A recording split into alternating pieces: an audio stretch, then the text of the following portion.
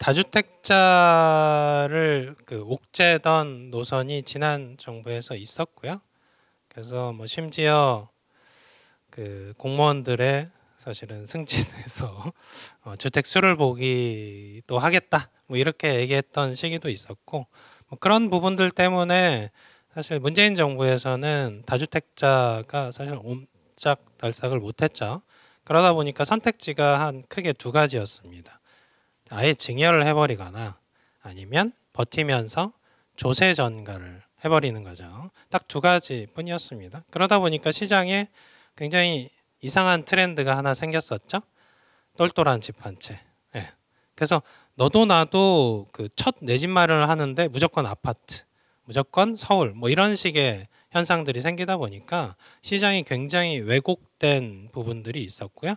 거기서 2020년에 임대차 3법 통과와 동시에 거품이 좀 형성이 됐다라고 평가를 할 수가 있는데, 지금 윤석열 정부에서는 똘똘한 집 한 채 현상은 앞으로 좀 점차 퇴색되지 않을까 그런 생각을 하고 있고요. 그러니까 과거에 우리가 20대, 30대는 사실 내 집 마련에 주축이 되는 세대가 아니었고, 사실은 앞으로도 그 세대가 주축이 되면 사실 시장에 굉장히 왜곡을 유발하게 됩니다. 왜 그러냐면 요새 이제 대학 졸업하고 첫 취업할 때가 30대 초반이잖아요.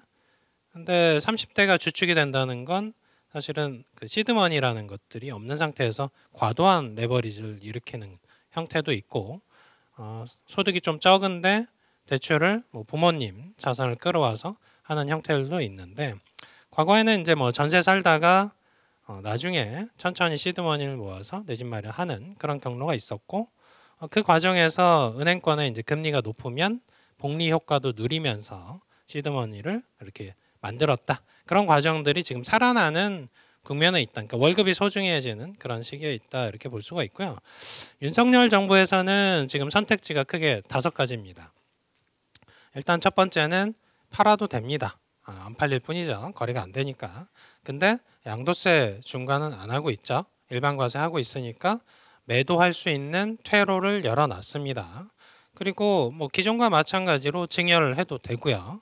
버티면서 시기를 볼 수도 있고, 그리고 또 하나는 지금 임대사업자 활성화 정책들을 도입을 하고 있습니다. 그래서 다주택자면서 임대사업을 하시고자 하시는 분들이라면 향후에는 뭐 종부세 합산 배제나 양도세 중과 완화나 뭐 취득세 감면이나 혹은 건강보험료에서 일부 빼주는 그런 형태들의 뭐 혜택들을 노리고 사실은 요 임대사업자에 뛰어드실 수도 있는 여지가 이미 생겨 있는 거고요.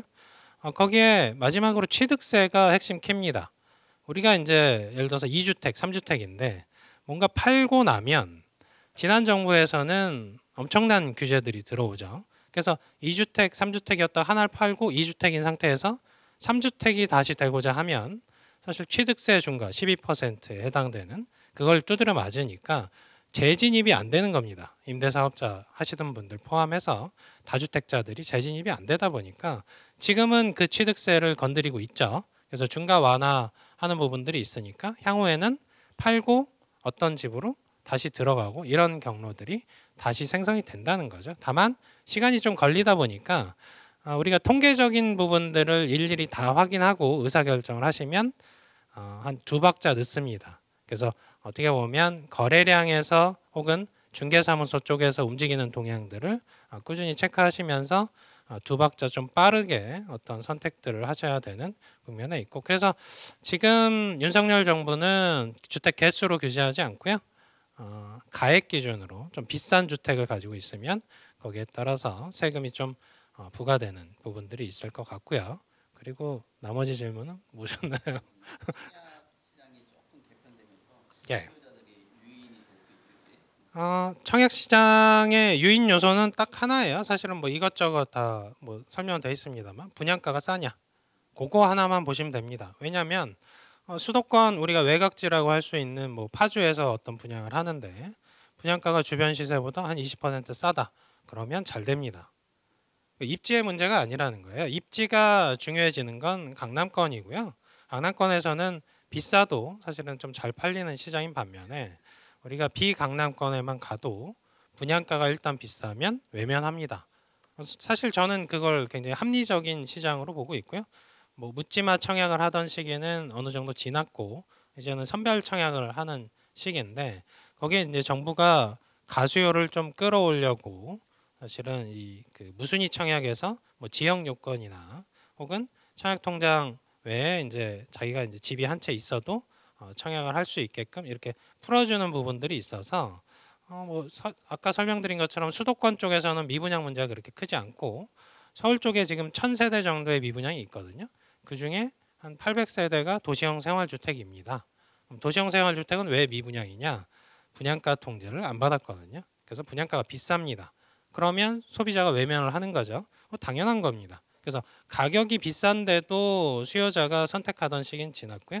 일단 가격이 적정하게 나오는 게 중요하고 지금 서울 4개구 빼고는 다 분양가 현실화가 됐습니다. 이제 민간 자율에 맡기는데 공공 쪽은 원래 분양가 상한제 적용을 받고요. 그래서 공공 쪽에 나오는 분양가 상한제 주택은 여전히 뭐 건자재가 오르고 사실은 이 최근에 금리 조달 여건 그리고 공사 기간 늘어난 부분 안전 문제와 관련된 부분 고려하면 여전히 공공 쪽의 분양가 상한제 주택은 싼 편에 속하고요. 그리고 이제 서울 쪽에서 나오는 물량들은 이제 분양가 상한제를 회피한 물량들이 나올 텐데 그 물건들조차도 분양가가 너무 비싸면 수요자가 외면을 할 테니까 결국은 가격에 대한 적정성 부분들을 검토해서 의사결정을 하시면 될 것 같고 입지랑 뭐 교통, 뭐 교육 여건 이런 건 그 다음 문제로서 의사결정에 고려하시면 될 것 같습니다. 예.